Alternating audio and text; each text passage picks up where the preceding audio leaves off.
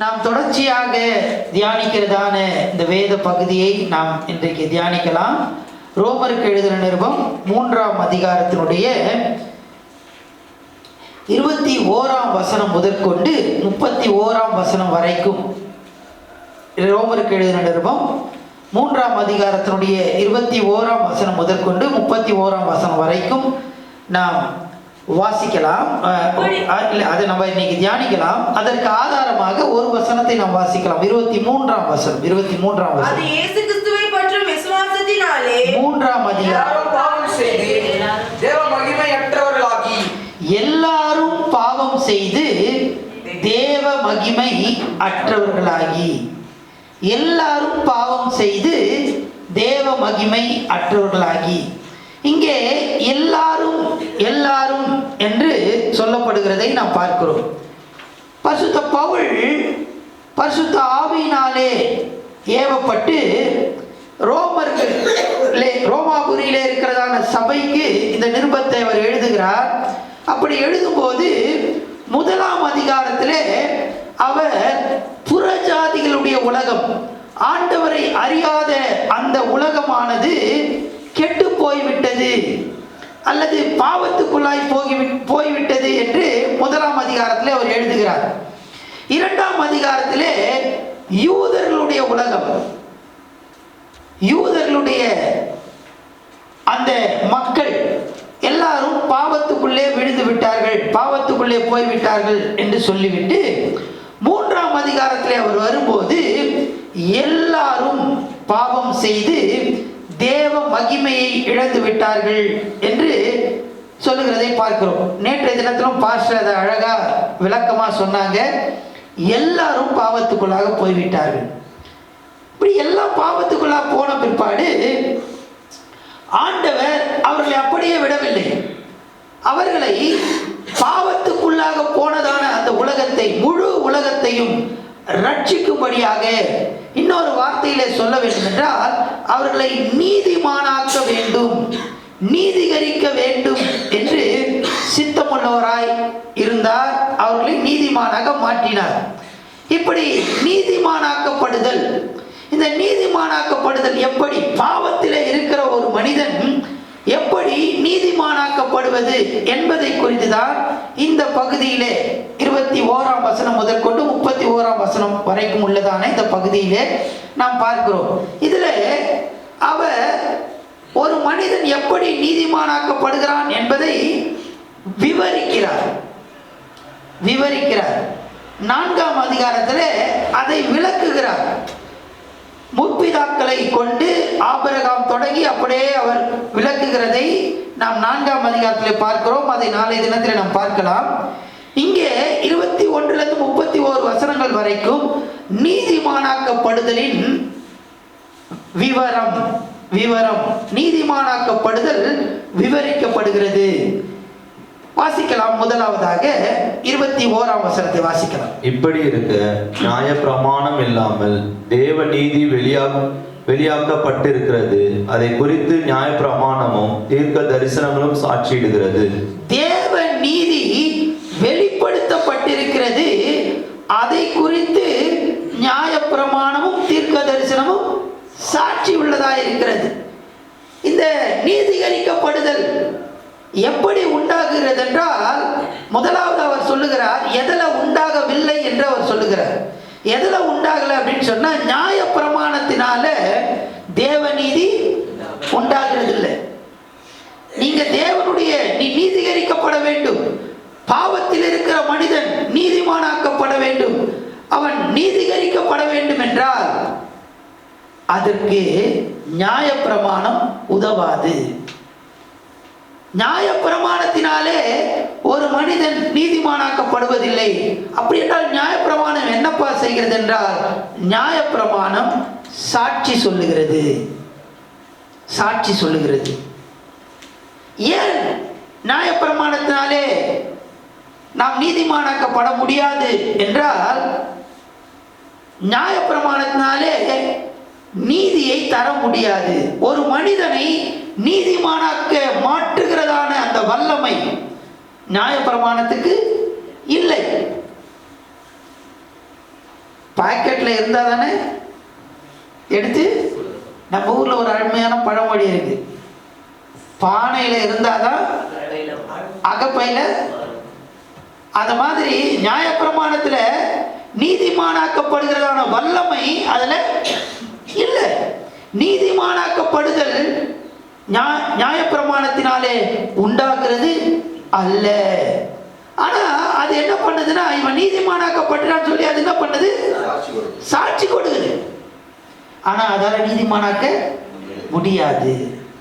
அப்போ யார் இந்த நீதிமானாக்குகிறார் அப்படின்னு சொன்னா, இயேசு கிறிஸ்து ஒருவரே நம்மை நீதிமானாக்குகிறார்.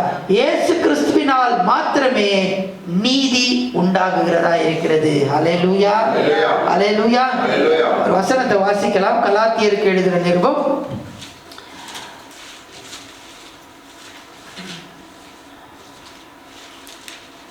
2ஆம் அதிகாரத்தினுடைய கடைசி வசனம். 2ஆம் அதிகாரத்தினுடைய 21ஆம் வசனம். கிருபையை விருதாவாக்குகிறதில்லை, நீதியானது நியாயப்பிரமாணத்தினாலே வருமானால் கிறிஸ்து மரித்தது வீணாயிருக்குமே. நியாயப்பிரமாணத்தினால நீதி வரும்னு சொன்னா கிறிஸ்து எதுக்கு மரிக்க வேண்டும்?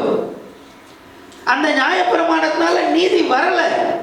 அதனாலதான் கிறிஸ்து என்ன பண்ணாரு, மரித்தார். இயேசு கிறிஸ்துவின் மூலமாக தான் நமக்கு நீதி உண்டாகிறது. நான் நீதிமானாக்கப்பட்டிருக்கிறேன். ஹல்லேலூயா. எல்லாம் சொல்லலாமா? இரத்தத்தால் கழுவப்பட்ட நீதிமான். ஹல்லேலூயா. இயேசு கிறிஸ்துவின் இரத்தத்தால் மாத்திரமே நாம் நீதிமானாக்கப்படுகிறோம். நியாயப்பிரமாணத்தினால நீதிமானாக்கப்படுவதில்லை. ஆனால் இவன் நீதிமானாக்கப்பட்டிருக்கிறான் என்று நியாயப்பிரமாணம் சாட்சி சொல்லுகிறது. இரண்டாவதாக, இந்த நீதிமானாக்கப்படுதல் எப்படி உண்டாகிறது வாசிக்கலாம். 22ஆம் வசனத்தை வாசிக்கலாம். அது இயேசு கிறிஸ்துவை பற்றும் விசுவாசத்தினாலே பலிக்கும் தேவ நீதியே. விசுவாசிக்கிற எவர்களுக்குள்ளும் எவர்கள் மேலும் அது பலிக்கும். வித்தியாசமே இல்லை. நீ யூதனா இருக்கலாம், நீ யூதன் அல்லாத புற இனத்தானா இருக்கலாம். யாரா இருந்தாலும் நீ நீதிமானாக்கப்படணும் அப்படின்னு சொன்னா உனக்கு என்ன தேவை? விசுவாசம் வேணும். இயேசுவின் ரத்தத்தினால வருது. அது பின்னாடி நம்ம பார்க்கலாம். நியாயப்பிரமாணத்தினால நீதிமானாக்கப்பட முடியாது. காரணம், அதுல நீதிமானாக்குகிறதான அந்த வல்லமை அந்த இடத்துல இல்லை. அப்போ நீதிமானாக்கப்படணும் அப்படின்னு சொன்னா நமக்கு விசுவாசம் வேண்டும். 1ஆம் அதிகாரத்துல நாம் பார்த்தோம். 17ஆம் வசனத்துல வாசிக்கலாம். 1ஆம் அதிகாரம் 17ஆம் வசனம். விசுவாசத்தினாலே நீதிமான் பிழைப்பான் தமிழ்ல இருக்கு. ஆனா ஆங்கிலத்துல பாத்தீங்கன்னா அவன் விசுவாசத்தினாலே வாழுவான் என்று போடப்பட்டது. வாழுவான். பிழைக்கிறது வேற, வாழ்றது வேற. இந்த நீதிமானாக்கப்பட வேண்டும், நான் நீதிமானாக்கப்பட வேண்டும் என்றால் இது எப்படி உண்டாகிறது என்றால், நான் இயேசுவை விசுவாசிக்கும் போது, ஆண்டவரை நான் நம்பும் போது, அவருடைய இரத்தத்தினால் மாத்திரமே எனக்கு மீட்பு உண்டாயிருக்கிறது. இயேசு ஒருவர் மாத்திரமே என்னுடைய பாவத்தை என்னிடத்திலிருந்து நீக்க முடியும், பாவத்தை என்னிடத்திலிருந்து விலக்க முடியும், என்னை சுத்திகரிக்க முடியும் என்று நாம் நம்பி அதை அறிக்கையிடும் போது, விசுவாசிக்கும் போது நாம் நீதிமானாக்கப்படுகிறோம். அல்லேலூயா, அல்லேலூயா. அதுதான் அங்க சொல்லப்படுகிறது. 22ஆம் வசனத்திலே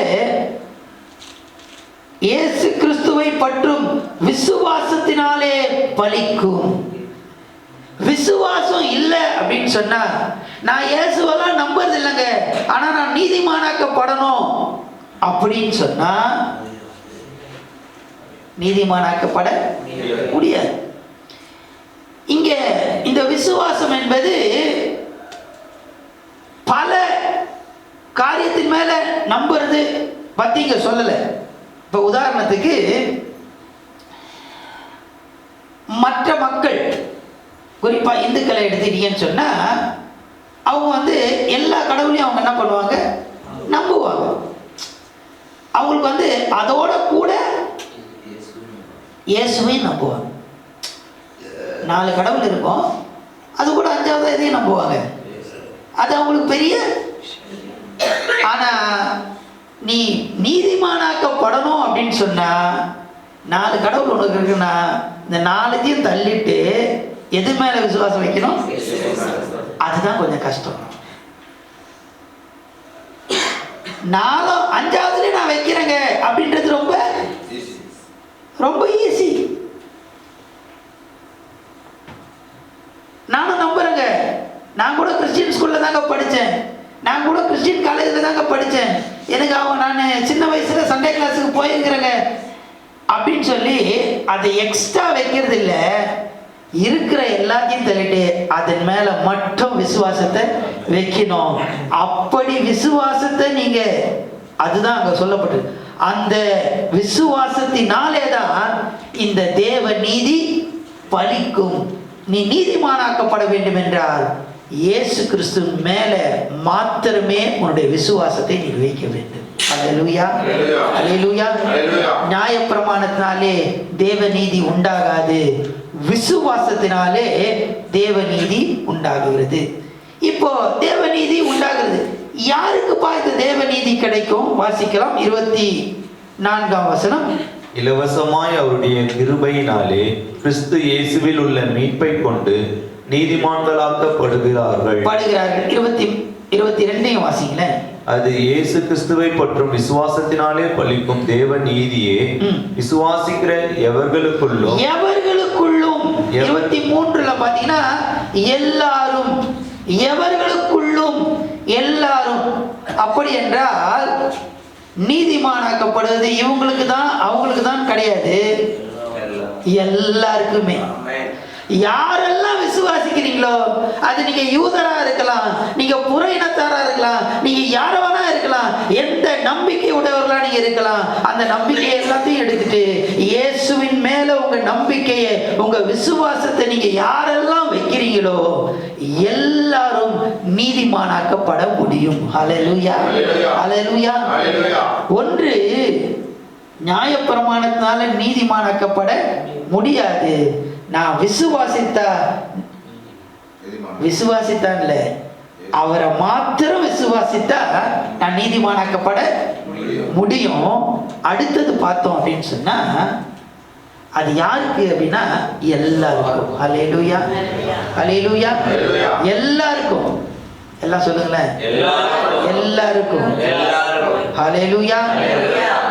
நான்காவதாக 24ஆம் வசனத்தை வாசிக்கலாம். இலவசமாய் அவருடைய கிருபையினாலே கிறிஸ்து இயேசுவில் உள்ள மீட்பை கொண்டு நீதிமான்களாக்கப்படுகிறார்கள். ஓகே, இப்போ அடுத்தது விசுவாசத்தினாலே இந்த நீதிமானாக்கப்படுகிறோம். இது எல்லாருக்கும் உரியது என்று பார்த்தோம். அதுக்கு அடுத்தபடியாக இதை அவர் விவரிக்கிறார். எப்படி விவரிக்கிறார் என்றால், இது யார், இது எப்படி இது கொடுக்கப்படுகிறது அப்படின்னு சொன்னா, இது எப்படி கொடுக்கப்படுதுன்னா இலவசமாய் கொடுக்கப்படுகிறது. எப்படி? இலவசமாய். இலவசமா எப்படி கொடுக்கப்படுதா? கிருபையினாலே. நீதிமானாக்கப்படுதல்ன்றது ரொம்ப காஸ்ட்லி, ரொம்ப காஸ்ட்லி அது. ஆனா நீங்க அதுக்கு பணம் பே பண்ண வேண்டிய அவசியம் இல்லை. ஹல்லேலூயா, ஹல்லேலூயா. இது இலவசமா கிடைக்குதுன்றதுனால அது ரொம்ப சீப்பு கிடையாதுங்க. அதை நம்ம என்ன பண்ணணும், கொஞ்சம் கவனிக்கணும்.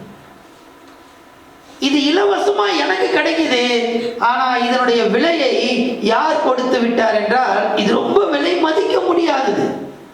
ஆனா எனக்கு அது இலவசம், அதனுடைய விலையை இயேசு ஆண்டவர் கொடுத்து விட்டார். ஹல்லேலூயா, ஹல்லேலூயா. இந்த கிருபை அப்படின்னு நம்ம சொல்றது என்ன அப்படின்னு சொன்னா, நம்ம எல்லாருக்கும் தெரியும், கிருபைன்னா தகுதி இல்லாதவனுக்கு கொடுக்கப்படுகிறது அப்படின்னு சொல்றது. பார்த்தீங்கன்னா எனக்கு ஒருவர் இருக்கிறார், எனக்கு ஒரு உறவினர் ஒருவர் இருக்கிறாங்க. அவங்களுக்கு பார்த்தீங்கன்னா 2 பிரசவத்தில் 3 பிள்ளைகள். ஒன்று வந்து ட்வின்ஸு, மூன்றுமே பெண் பிள்ளைகள். 3 பெண் பிள்ளைகள். அவங்க இப்போல்லாம் படித்து ஒரு பிள்ளைக்கு கல்யாணம் ஆகிடுச்சு, 2 பிள்ளைங்க வந்து நல்லா படித்து நல்ல ஒரு நிலையில் இருக்கிறாங்க. ஆனால் கவனிங்க, அவர் இந்த 3 பெண் பிள்ளைகளையும் விட்டுட்டு 4ஆவதாக ஒரு பெண் பிள்ளையை எடுத்து அவர் என்ன பண்ணுறாருன்னா வளர்த்து இப்போ அவங்களுக்கு கல்யாணம் பண்ண போகிறார். அவர் சொல்லும்போது சொல்லுவார், இந்த 3 பிள்ளைகளும் எனக்கு பிறந்தது, இந்த பிள்ளை வந்து என் மனசில் பிறந்தது அப்படின்னுவார். அந்த பிள்ளைக்கு வந்து அம்மா கிடையாது, அப்பா கிடையாது, எதுவுமே கிடையாது. அதை கொண்டு வந்து அவர் என்ன பண்ணார்னா, அவர் வந்து ஒரு கத்தோலிக்கர். அவர் அந்த கத்தோலிக்க சபையில் பார்த்தீங்கன்னா அந்த ஞான தகப்பன் ஞானத்தாய் அப்படின்னு சொல்லி அது மாதிரி அவர் அதை வச்சு அவர் தான் என்ன பண்ணுறார், தகப்பனாக இருந்து அவன் பிள்ளைய நம்ம சிறு வயதுலேருந்து வளர்த்து இன்னைக்கு காலேஜ் முடிச்சு நீ ஒரு இடத்துல என்ன பண்ணுறாங்க, நல்ல இடத்துல வேலை செய்துட்டு இருக்காங்க. அவர் சொல்லும் போது சொல்லுவார், இந்த பிள்ளை என்னுடைய மனசுல பிறந்ததுப்பா. எங்க பிறந்தது? அதுதான் கிருபை. அந்த பிள்ளைக்கு யாருமே கிடையாது, இன்ன வரைக்கும் யாருமே கிடையாது, ஒரே ஒரு சொந்தக்காரர் கூட கிடையாது அவங்களுக்கு. ஆனா இவர் என்ன பண்றாரு அப்படின்னா, அவருடைய மனசுல பிறந்ததுனால எல்லா காரியத்தையும் தன்னுடைய சொந்த மகளை போல, அவங்க வீட்டில் பார்த்தீங்கன்னா அந்த மகளுக்குன்னு ஒரு தனி ரூம் இருக்கு. அவங்க வீட்டில் எல்லாருக்கும் ஒரு ரூமு, ஆனால் அந்த பிள்ளைக்கும் ஒரு ரூம் இருக்கு. தன்னுடைய சொந்த பிள்ளையை போலவே அவர் எல்லாத்தையும் என்ன பண்றாரு. இதுதான் என்னது, இதை விட மேலானது. ஹல்லேலூயா. நான் பாவத்தில் இருந்தேங்க, நான் குப்பையில இருந்தேன், நான் அழுக்கான கந்தையா இருந்தேன், பயங்கரமான குழியில இருந்தேன், உளையான சேற்றில இருந்தேன், என்னை திரும்பி பார்க்கறதுக்கு யாருமே இல்லாத ஒரு நிலைமையில இருந்தபோது ஆண்டவர் என்னை தூக்கி எடுத்த. நீதான்ப்பா எனக்கு வேணும், நீதான் எனக்கு வேணும் ஆண்டவரே. நான் குழியில இருக்கிறேனப்பா, நான் உளையான சேற்றுல இருக்கிறேன், இல்லப்பா நீதான் எனக்கு வேணும் அப்படின்னு சொல்லி ஆண்டவர் தூக்கி எடுத்தாரு. ஹல்லேலூயா. அதுதாங்க கிருபை. ஹல்லேலூயா. அந்த கிருபையினாலதான் நான் நீதிமானாக்கப்பட்டிருக்கேன். ஹல்லேலூயா, ஹல்லேலூயா. தேவனுக்கு மகிமை உண்டாவதாக. இந்த தூக்கி எடுப்பதற்கு அவர் ஒரு விலை கிரயத்தை செய்திருக்கிறார். 25ஆம் வசனம் 26ஆம் வசனம். தேவன் பொறுமையாய் இருந்த முற்காலத்தில் நடந்த பாவங்களை நாம் பொறுத்து கொண்டதை குறித்து. நேரம் நமக்கு குறைவா இருக்கு, அதனால 25 26ல எதை குறித்து சொல்லப்படுது அப்படின்னு சொன்னா வேகமா நான் சொல்லிடுறேன். அங்க 26ல பாத்தீங்கன்னா ரத்தம், கிருபாதார பலி அப்படின்னு சொல்லி போடப்பட்டிருக்கு. இது எதை குறிக்குது என்றால் இயேசு கிறிஸ்துவினுடைய பலியை அது குறிக்கிறது. அந்த இடத்துல சரியா சொல்லணும் அப்படின்னு சொன்னா, அந்த நாட்கள்ல இஸ்ரவேலருக்கு அநேக பண்டிகைகள் உண்டு. அதுல மிக முக்கியமான பண்டிகை இன்றைக்கு இஸ்ரவேலர் கொண்டாடுகிறதான ஒரு பண்டிகை. அது என்னன்னு சொன்னா, அன்னைக்கு பாவ நிவாரண நாள் அப்படின்னு சொல்லுவாங்க. அன்னைக்கு இப்போ நம்ம வந்து ஜனவரி 26க்கு இந்தியா ஃபுல்லாக லீவ் விடுறோம், அது மாதிரி இஸ்ரவேல் தேசம் ஃபுல்லாக லீவ் விட்டுருவாங்க. அன்னைக்கு எல்லாம் தேவாலயத்துக்கு வந்து 2 ஆட்டுக்குட்டி எடுத்துகிட்டு வருவாங்க. ஒன்றை பலி செலுத்தி அந்த ரத்தத்தை தேவாலயத்துக்கு உள்ள பலி செலுத்தி அந்த தேவாலயுடைய ஆலயத்துக்குள்ள அந்த ரத்தத்தை எடுத்து போவாங்க. இன்னொரு ஆடை என்ன பண்ணுவாங்கன்னா, அந்த தலையின் மேலே கையை வைத்து பாவத்தை எல்லாம் அதில் சுமத்துவாங்க. சுமத்தி அதை எங்கே கொண்டு போய் விடுவாங்கன்னா, வனாந்தத்தில் கொண்டு போய் விடுவாங்க. அந்த ஆடு, அதுக்கு பேர் வந்து போக்காடு. அந்த ஆடு தன்னுடைய பாவத்தை எல்லாம் சுமந்து கொண்டு அப்படியே என்ன பண்ணும், திரிந்து கொண்டு இருக்கும். அதுதான் வேதத்தில் போடப்பட்டிருக்கு, என்னுடைய பாவத்தை ஆண்டவர் மேற்குக்கும் கிழக்குக்கும் எவ்வளவு தூரமோ அவ்வளவு தூரமாய் இயேசு என்னை நீதிமானாக்கும்படிக்கு அவர் பலியானார். ஹல்லேலூயா. இந்த விலை கிரயத்தை யார் கொடுத்தார் என்றால் அவர் கொடுத்து விட்டார். அவர் விலை கிரயத்தை கொடுத்தார். நான் நீதிமானாக்கப்படும்படியாக. ஹல்லேலூயா, ஹல்லேலூயா. அடுத்தபடியாக 27 31 வசனம் வரைக்கும் நம்ம வாசித்தோம்னு சொன்னா, 27 31 வசனம் வரைக்கும் வாசித்தோம்னு சொன்னா, அங்க சொல்லப்படுகிறதான காரியம் என்னவென்றால், நீதிமானாக்கப்படுதல் நியாயப்பிரமாணத்தை அழிப்பதற்கு அல்ல. இயேசுதான் நம்மளை நீதிமானாக்கிட்டாரு. இயேசு கிறிஸ்துவின் ரத்தத்தினால அவரை விசுவாசித்து அவருடைய கிருபையினால நம்ம எல்லாரும் எப்படி ஆக்கப்படுறோம்? நீதிமானாக்கப்படுறோம். இப்ப எது தேவையில்லை? நியாயப்பிரமாணம் தேவையில்லை. அதனால அது எல்லாத்தையும் அழிச்சு ஒழிச்சு மூட்டை கட்டி வச்சிடலாமா அப்படின்னு சொன்னா இல்ல. என்னங்க நீங்க நியாயப்பிரமாணத்தினால நீதிமானாக்கப்படுறதுன்றீங்க, அப்ப அது வேணாம் தானே அப்படின்னா, இல்லப்பா அது சாட்சி சொல்லுதுன்னு பார்த்தோம். வாசிக்கலாம், கடைசி வசனத்தை வாசிக்கலாம். அப்படியானால் விசுவாசத்தினாலே நியாய பிரமாணத்தை அவமாக்குகிறோமா? விசுவாசம் எனக்கு வந்துருச்சு இயேசு கிறிஸ்துவின் மேல அப்படின்னு சொல்லிட்டு அதை நீ என்ன பண்ணக்கூடாது? அவமானப்படுத்த கூடாது. அப்படி அல்ல, நியாய பிரமாணத்தை நிலைநிறுத்துகிறோமே. இந்த நீதிமானாக்கப்படுறது நான் இயேசு கிறிஸ்துவின் ரத்தத்தினாலே அவருடைய கிருபையினாலே விசுவாசத்தை கொண்டு நான் நீதிமானாக்கப்படுகிறேன். இதன் மூலமாக தான் நியாயப்பிரமாணத்தை நான் என்ன பண்றேன்? நிலைநிறுத்துகிறேன். அது எனக்கு வேணான்னு நான் சொல்றதில்ல, அது நிலைநிறுத்துகிறேன். இந்த நியாயப்பிரமாணம் இருக்கணும்னா எனக்கு என்ன தேவை? இயேசுவின் ரத்தம். அதை நான் விசுவாசித்து ஆண்டவர் கொடுக்கிறதான அந்த கிருபையினாலே நான் அந்த ரட்சிப்பை நான் நீதிமானாக்கப்படுகிறேன். அதன் மூலமாக தான் நியாயப்பிரமாணத்தை நான் என்ன பண்றேன்? நிலைநிறுத்துகிறேன். இந்த நியாயப்பிரமாணம் என்ன பண்ணுதுன்னு சொன்னா எனக்கு சாட்சியாயிருக்கிறது. இவன் நீதிமான் அப்படின்னு சொல்லி சாட்சியாயிருக்கிறது. இந்த பகுதியில நீதிமானை குறித்து விவரிக்கிறார். இன்றைக்கு நாம் நீதிமானாக்கப்பட்டிருக்கிறோமா? இதுவரைக்கும் இயேசு கிறிஸ்துவின் ரத்தத்தினால கழுவப்பட்ட அனுபவம் இல்லை அப்படின்னு நீங்க சொல்லி யாராவது இருப்பீங்கன்னு சொன்னா, இது ஒரு நல்ல நேரம். ஆண்டவரிடத்துல உங்களை ஒப்பு கொடுங்க. ஏசப்பா, நான் நீதிமானாக்கப்படும், உங்களுடைய ரத்தத்தினால என்னை கழுவுங்க, என்னை கூட உங்களுடைய பிள்ளையா மாத்துங்க அப்படின்னு சொல்லி நீங்க கேட்பீங்கன்னு சொன்னா, இயேசு ஆண்டவர் ஒரு நொடி பொழுதிலே உங்களுடைய பாவங்களை எல்லாத்தையும் மன்னித்து உங்களை அவருடைய பிள்ளையாக மாற்றி நீதிமானாக மாற்ற அவர் வல்லவராக இருக்கிறார். கண்ணில் கூடி கர்த்தரை நோக்கி நம்ம பார்க்கலாம்.